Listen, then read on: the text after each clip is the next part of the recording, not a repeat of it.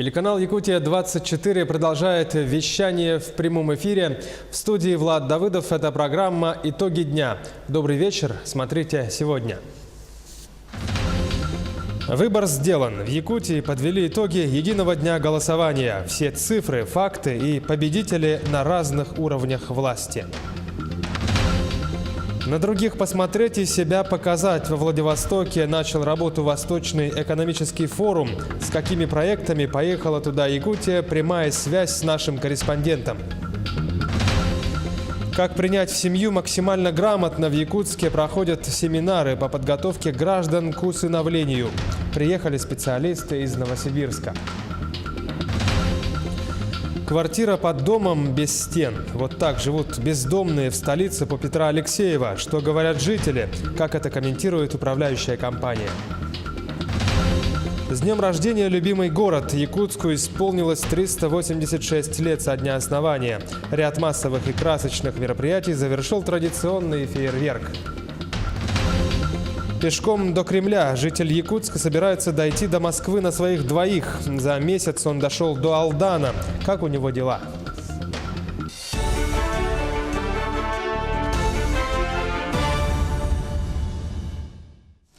Уже завтра во Владивостоке состоится официальное открытие 4-го Восточного экономического форума.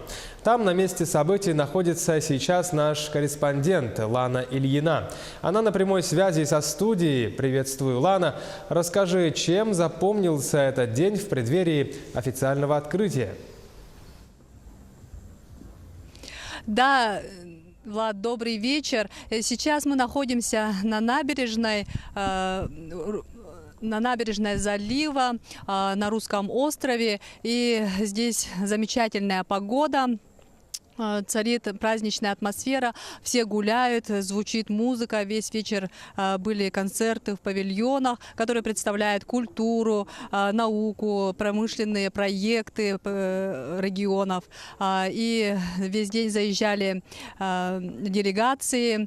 Среди гостей много гостей из Японии, участников из Японии, Китая, Кореи. И прибыл президент страны Владимир Путин. Он провел первое совещание, он говорил на нем о необходимости развития Дальнего Востока. И в демографическом развитии. Еще раз хочу подчеркнуть, не только отдельные территории, но весь Дальний Восток должен выходить на опережающие темпы роста и в экономике, и в социальной сфере, и в демографическом развитии. На совещании в июле предлагалось, чтобы на дальневосточные проекты направлялось до 5,5% от общего объема инвестиционных расходов наших госпрограмм. И, безусловно, нужно выходить на это решение практически, нужно это делать, выйти на такой уровень. Но при условии, безусловно, поддержки решения о создании таких объектов отраслевыми федеральными органами, а также наличия проектно-сметной документации. И главное, готовности и способности регионов и муниципалитетов обеспечивать содержание новых объектов. Еще одна крайне важная и насущная для жителей Дальнего Востока задача – повышение транспортной доступности. Мы несколько лет выстраивали систему недорогих субсидируемых авиамаршрутов на Дальнем Востоке. Да, конечно, не все еще проблемы решены, но все-таки многие люди уже почувствовали определенные изменения. Нужно и дальше предметно заниматься системной организацией доступных авиаперевозок других пассажирских маршрутов на Дальнем Востоке. Лана, что касается приезда нашей делегации, расскажи, пожалуйста, про первое соглашение, подписанное руководством Якутии на этом форуме. Да, сегодня уже состоялось подписание первого соглашения о сотрудничестве Якутии и Камчатского края в области науки, культуры и экономики. Протокол подписали руководитель региона Айсен Николаев и губернатор Камчатского края Владимир Илюхин.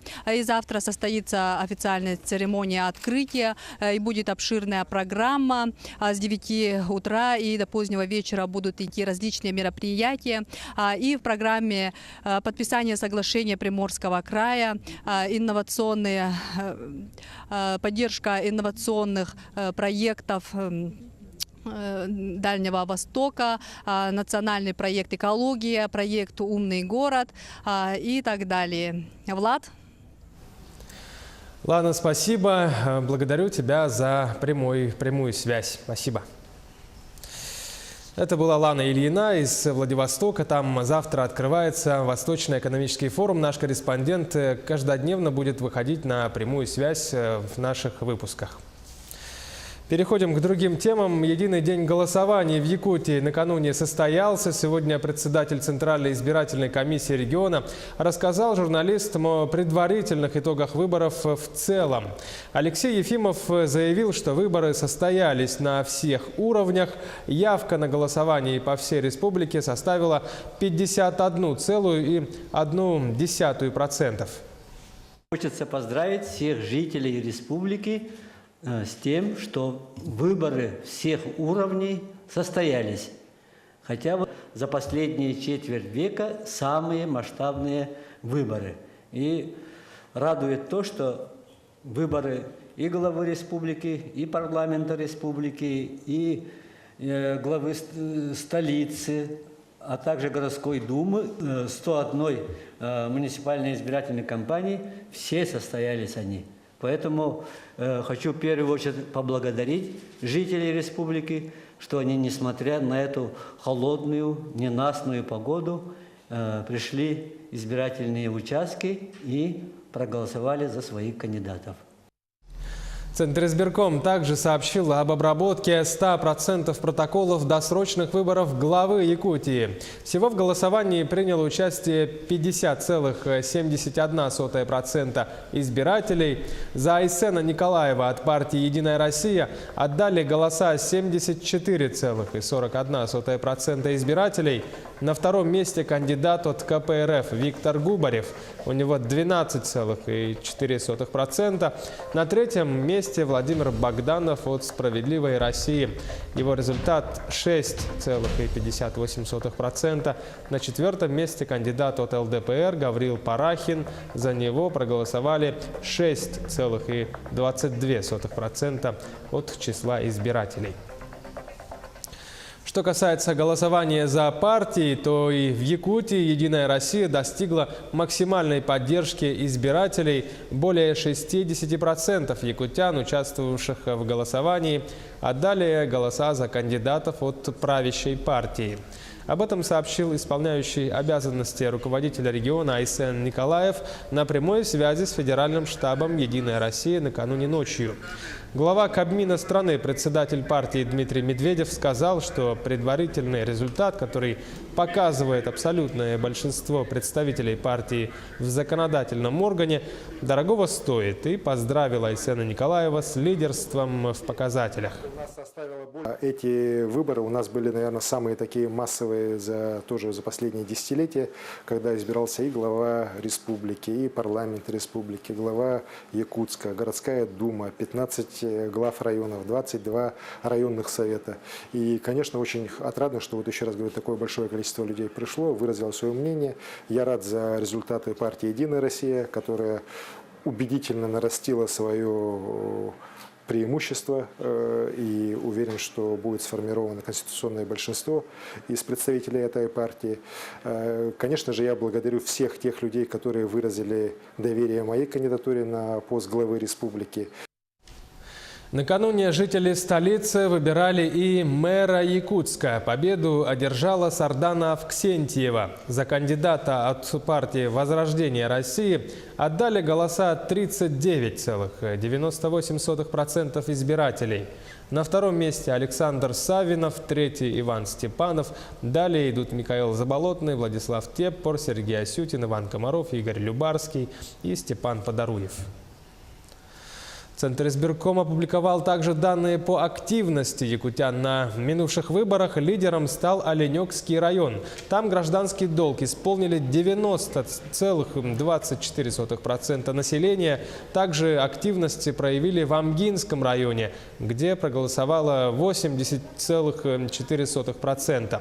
Замыкает эту тройку лидеров Анабарский район, где активность на выборах составила 79,6% от числа избирателей. Меньше всех уделили внимание выборам в Нерюнгринском районе, где проголосовало 34,91%, выше Ленский и Мирнинский районы. Прошли выборы глав ряда районов республики. Если быть точным, то в 15 улусах. Так, Северин Поздняков одержал победу в Алданском районе, Иван Семенов в Анабарском, Анастасия Яхонтова в Верхнеколымском, Никита Андреев в Горном, Иван Левин в Кобяйском районах. В Мирнинском Решат Юзмухаметов, в Момском Иван Павлов, Юрий Слепцов возглавит Намский район, Александр Иванов Оленёкский. В Татинском одержал победу Михаил Соров, в Усть-Алданском Алексей Федотов, в Усть-Майском Александр Антипин, Георгий Федоров, в Усть-Янском районе Андрей Наговицын, в Чурапчинском и Гаврил Горохов в Эвено-Бытантайском улусе. Сделали свой выбор и хангаласцы. Жители улуса избирали депутатов районного совета. В Бестяхском на Слеге прошли выборы главы муниципального образования и дополнительные выборы депутатов наследного совета. Вот такие итоги озвучивают в местном избиркоме. За политическую партию «Единая Россия» набрал 49,03%, «Справедливая Россия» 20,33%, Коммунистическая партия Российской Федерации 18,66% и партия ЛДПР набрал 8,61%. Переходим к другим новостям и событиям. Алроса в августе продала алмазно-бриллиантовую продукцию почти на 295 миллионов долларов. И это несмотря на традиционное для августа месяца ослабление рынка. Позитивные тенденции в сфере продаж ювелирных украшений с бриллиантами, наблюдаемые с начала этого года, способствуют стабильному спросу, в особенности на алмазы высокой ценовой категории.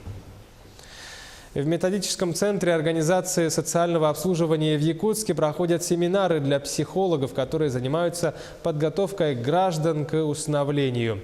Для этого в Якутск из Новосибирска прибыли специалисты общественной организации «День Аиста». Подробнее Анастасия Данилова. Ребенок зачастую потому так себя ведет, потому что внутри, в душе у него большая травма, большая дыра.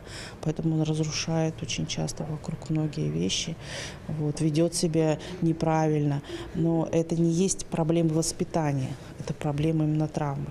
И вот как раз на терапевтической группе какие-то вещи есть возможность отработать. Мероприятие рассчитано на психологов, осуществляющих подготовку граждан, изъявивших желание принять ребенка на воспитание в семью. Главными темами семинаров станут замещающая семья как система и детские терапевтические группы. В кругу коллег специалисты-психологи разбирали общие проблемы приемных детей. Взять ребенка под опеку – это всегда большая ответственность. Как вести себя с маленьким человеком, какие у него переживания и как приемному родителю с ними бороться, посоветовать может только психолог. А для того, чтобы взять ребенку-сироту, нужно иметь необходимые знания определенные воспитательного плана, общее знание психолого-педагогических основ воспитания и так далее. Семья Нуримановых в прошлом году пополнилась 4 девочками. Попав в трудные жизненные обстоятельства, дети под чутким присмотром психологов сумели за короткий срок адаптироваться в новой семье. Мама Жанна сама является социальным педагогом и знает, как найти ключ к сердцу ребенка. Надо, наверное, быть правдивым. То есть не только с самой собой и с детьми, надо правду говорить. То есть иногда были трудности, да, я просто девчонок звала, говорю, девчонки, действительно, на самом деле тяжело. Но они понимают, они же не глупые. Так что это только правда. Трудности, которые возникают при воспитании приемного ребенка, те же, с которыми сталкиваются обычные родители в воспитании своих детей. Но участие психолога в жизни ребенка в приемной семье просто необходимо, особенно в первое время, в период адаптации. Анастасия Данилова, Джилустан Иннокентьев, Якутск. Сейчас короткая реклама, меньше 1 минуты. Оставайтесь с нами и смотрите во второй части программы «Итоги дня». Квартира под домом без стен. Вот так живут бездомные в столице по Петра Алексеева. Что говорят жители, как это комментирует управляющая компания.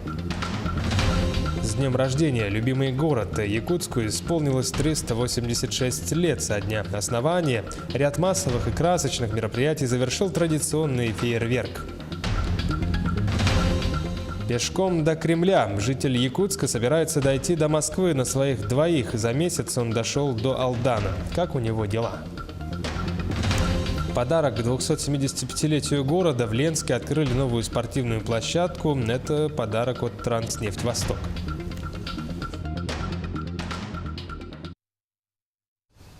Это Якутия-24, прямой эфир. Меня зовут Влад Давыдов. Это программа «Итоги дня». Мы продолжаем наш выпуск. За прошедшие выходные на дорогах Якутии в результате ДТП погибли 3 человека. 7 сентября на трассе Колыма произошло столкновение 2 автомобилей. 67-летний водитель УАЗ столкнулся с другой машиной. В результате ДТП пенсионер погиб на месте от полученных травм. Следующее ДТП с летальным исходом произошел в тот же день в Мегино-Кангаласском районе. 60-летний мужчина не справился с управлением, улетел в водоем. Пенсионер также скончался на месте аварии до прибытия скорой помощи. 9 сентября на федеральной дороге Лена грузовой самосвал улетел в кювет. За рулем находился 33-летний мужчина. В результате этого ДТП водитель также получил травмы, несовместимые с жизнью. В Якутске под многоквартирным домом по адресу Петра Алексеева, 21 живут бездомные. Как к этому относятся жители? Несут ли бомжи угрозу? И как это комментирует управляющая компания? Репортаж Александра Зубехина. Здесь комфортные табуретки, компактный столик, вешалка для верхней одежды, удобные полки для еды и кухонной утвари. Однако это не благоустроенная квартира, а пространство под многоэтажным домом на Петра Алексеева, 21. Полевую кухню с прихожей и прочие удобства организовали для себя бездомные. У каждого из обитателей самопального пристанища своя причина находиться здесь. Здравствуйте. А почему вы дома не находитесь, ДВП? А у меня квартира тоже. Часто вы здесь курите? Частенько. Какая работа у меня? Я что, видеть не вижу, ходить не могу. Пальцев нету.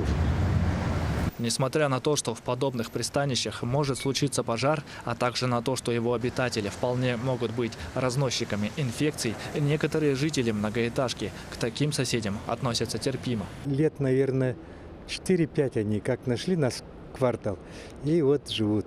Я как бы примиряюсь, потому что им некуда идти, им некуда деваться, а куда денутся. Это мы должны решить обществом, и обязательно мы должны им создать условия, хотя бы типа интернатов, что ли, для них. Выпивают, наверное, там, время от времени там, у людей там просят всякое. Они не ведут себя агрессивно, там, ну, может быть, там гадят там, или еще что-нибудь такое, ну, собственно говоря, это и все. В управляющей компании разводят руками. Проветриваемое подполье под зданием должно быть. Ограничение доступа под дом не решит проблему с лицами без определенного места жительства. Все равно, если хотят войти под дом, там находят пути. Даже в тех этажах там заходят под лестницами, там везде там такая проблема есть. Но ситуацию мы дальше передадим в управу и участковому, чтобы приняли соответствующие меры. Зима в Якутске традиционно суровая. Когда ударят морозы, куда отправятся зимовать люди под домом на Петра Алексеева, 21, не знает никто. Александр Зубехин, Андрей Рукавишников, Якутск. 3 российские картины могут побороться за премию «Оскар». Об этом заявил президент гильдии киноведов и кинокритиков Кирилл Разлогов. В их числе названы якутский фильм режиссера Эдуарда Новикова «Царь-птица». Глава гильдии предполагает, что вместе с ним за «Оскар» могут побороться картины Довлатов Алексея Германа-младшего и «Лето» Кирилла Серебренникова. Какую ленту в итоге выдвинет Россия на «Оскар», станет известно уже в этом месяце. Ее выберет комиссия во главе с режиссером и актером Владимиром Меньшовым. В СВФУ прошла встреча Анастасии Диадоровой с молодежным активом. Пришли порядка 150 студентов. Они задавали вопросы касательно жизни и успехов чемпионки. В завершении встречи Анастасия Диадорова выразила надежду на дальнейшее сотрудничество со студентами. Я немного говорила о своей жизни, о своих планах, о том, через какие трудности мне пришлось пройти. И надеюсь, что моя история, моя жизнь смогла вдохновить и мотивировать ребят. Я думаю, что наша история только начинается, и мы обязательно сделаем какой-нибудь совместный проект. Якутяне стали лауреатами регионального конкурса Всероссийской туристской премии под названием «Маршрут года». Финал регионального конкурса прошел в Улан-Удэ. Были представлены 60 проектов из 5 регионов Сибири и Дальнего Востока. Республика презентовала 2 проекта на оценку конкурсного жюри. Оба этих проекта стали лауреатами. В номинации «Лучший приключенческий маршрут» занял первое место проект «Тур на собачьих упряжках. Школа Каюра». А в номинации «Лучший гастрономический маршрут» второе место занял проект «Вкус Якутии». Победители регионального конкурса примут участие в финале. Он пройдет в начале ноября в Ульяновске. Житель Якутска Александр Габышев, который пешком вышел из столицы республики 10 августа и направился в Кремль, дошел до Алданского района. С ним по-прежнему тележка с вещами и верный пес по кличке Рекс. По словам пилигрима, немалую помощь ему оказывают многие, кто встречаются ему на пути. Люди дают ему пищу, оказывают всяческую помощь. Народ поддерживает, кормит, поет, все дает мне. Поэтому надежда есть все-таки на народ. Народ-то слишком не говорите, что не присоединяется. Он думает, задумывается. Вот я на это здорово. Я на народ ничего такого не говорю. Он здорово поддерживает. В Мирном проходит ежегодный открытый чемпионат по трофи-рейдам «Бурый медведь». Соревнования проходят в 2 этапа и делятся на 7 видов: туризм, стандарт, спорт, прото, эндуро, АТВ и пешие. Участники чемпионата должны с помощью GPS-навигации определить место конечного пункта, преодолеть сложный маршрут быстрее остальных. В городском парке культуры и отдыха города Ленска открыли новую спортивную площадку. Объект ленчанам подарила компания «Транснефть Восток». Это уже второй спортивный объект, открытый в этом месяце в Ленске. Сюжет Светланы Балеевой. Внутри нового корта в этот день собрались спортсмены, их тренера, родители и жители города. С приветственным словом выступил Александр Харунов. Он обратил внимание присутствующих на то, что предприятие «Транснефть Восток», спонсор, вносит огромный вклад в развитие нашего города. В рамках празднования юбилейных мероприятий мы обратились к руководству «Транснефть Восток» с просьбой оказать спонсорскую помощь и сделать знаменательный подарок всем жителям города Ленска в Ленске. Но должен сказать, что Александр Федорович Путиков, Михаил Александрович Кондрахин с пониманием отнеслись к нашей просьбе. И сегодня вы стоите на замечательной спортивной площадке. Я должен сказать, что это сегодня лучшая спортивная площадка в городе Ленске. В свою очередь директор Ленского районного нефтепроводного управления «Транснефть Восток» Михаил Кондрахин отметил, что площадка была построена благодаря партнерским отношениям предприятия с городской администрацией. Ну и поздравляю вас с открытием замечательной площадки. Надеюсь, что мы ее сумеем сохранить в этом виде, в котором она существует, что мы будем к ней бережно относиться. Ну и надеюсь, что она будет использоваться, она будет востребована. Площадка получилась яркая и многофункциональная, интересная как детям, так и спортсменам. На ней можно играть в мини-футбол, баскетбол и волейбол. При строительстве площадки применены современные технологии. Она соответствует всем требованиям. Я очень рад этому, что именно баскетбольные щиты, ну, дай бог, чтобы продержались подольше. Молодым людям надо беречь, что и сделали. Очень хорошая площадка, покрытие. То есть надо теперь, чтобы не сломали. Также Николай отметил, что это значимое событие для всех жителей города. Теперь юные линчане могут с пользой проводить свободное время и развивать свои физические способности. Дети будут заняты, свое время свободное будут проводить нигде неизвестно где, а на спортивной площадке. В этот день первый гол забил лучший юный футболист Максим Терлецких. После этого на новой площадке состоялись показательные игры ленских баскетболистов и футбольные матчи среди юниоров города. Светлана Балиева, Виталий Андреев, Ленск. В Якутск прибыл российский стритболист, трехкратный чемпион мира по уличному баскетболу Михаил Гюнтер. Он приехал для проведения праздника баскетбола «Мой первый тренер. Низкий поклон». Главным событием станет товарищеский матч по баскетболу между сборной командой игр «Дети Азии» 2000 года и нынешней сборной Якутска. Сюжет Юрия Осипова. Вместе с Михаилом приехала и его команда. Здесь собрались почти все, кто тогда, в 2000 году, принес сборной Якутии победу по баскетболу на вторых международных спортивных играх «Дети Азии». Попадает. Для этого матча спортсмены приехали с разных уголков России. Они собрались в знак уважения к своему первому тренеру Константину Эйзнеру. Автор задумки – один из членов той сборной Михаил Гусев. Удалось собрать не всех, потому что некоторые ребята уже давно не играют в баскетбол, у некоторых нет возможности, с кем-то не совпали графики, но приехал, соответственно, Миша Гюнтер, главная звезда якутского баскетбола. Скажем так, это сборная такая, получается, команда двух составов. На «Детях Азии» в 2000 году играло два состава. Была Саха-1 и Саха-2. То есть это некое такое смешение из этих двух составов, потому что какой-либо один из этих составов собрать, чтобы была полноценная команда для игры сегодня, к сожалению, невозможно. Матч 2000 года положил начало карьере Михаила Гюнтера. После этого и начался его профессиональный период в спорте. Он продлился 7 лет, после чего Михаил из баскетбола перешел в стритбол. Основное отличие стритбола или уличного баскетбола – это количество игроков. Здесь в команде их играет 3. И играют они на половине поля, все в одно кольцо. В стритболе Михаил Гюнтер добился больших высот и стал трехкратным чемпионом мира. Стритбол – это была летняя забава, которая была просто уличной игрой. В итоге первый чемпионат России выиграл в 2007 году, после чего пригласили в сборную. Ну и, собственно, попав в состав сборной, захотелось уже и попробовать свои силы на мировой арене. В Якутске Михаил Гюнтер 12 сентября проведет мастер-класс для юных баскетболистов и турнир по уличному баскетболу «Гюнтер Кап». А 13 сентября пройдут финальные игры турнира и товарищеский матч со сборной Якутска. Юрий Осипов, Семен Семенов, Якутск. Накануне столица республики отметила день рождения. Якутску исполнилось 386 лет со дня основания. Прошел целый ряд массовых и красочных мероприятий по всему городу. Завершилось все традиционным фейерверком на набережной. Репортаж Дмитрия Тымырова.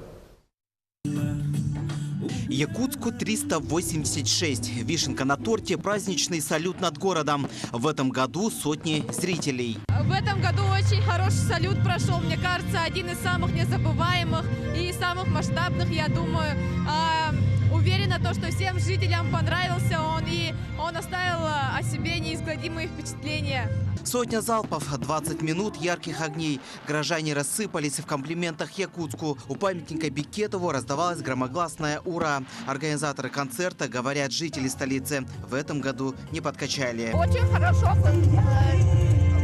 провели мероприятие, да. Нам очень понравилось. Очень красиво. Салют классный! Классный концерт был! Спасибо за организацию! Специально для запуска фейерверка перекрыли улицу Чернышевского. Однако на настроение горожан это никак не отразилось. Поздравляю свой любимый город с праздником. Я очень рада, что здесь сегодня нахожусь. Я желаю, чтобы наш город процветал, чтобы еще развивался. Он последние годы стал очень красивым. Я люблю Якутск. В преддверии дня в городе Якутске прошли десятки мероприятий. Открылись теплые остановки, современные арт-объекты. Приведена в порядок инфраструктура. Салют стал финальной точкой в праздновании дня рождения столицы Якутии. Дмитрий Тымыров, Георгий Григорьев, Якутск. Таковы итоги дня. Смотрите наш телеканал «Якутия-24» и будьте в курсе всех новостей и событий. До скорых встреч. До свидания.